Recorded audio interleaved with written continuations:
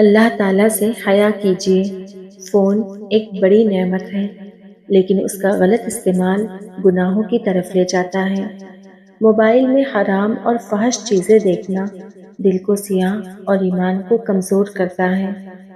ہر video اللہ تعالیٰ کی نظر میں ہے، چاہے کوئی انسان دیکھ رہا ہو یا نہیں۔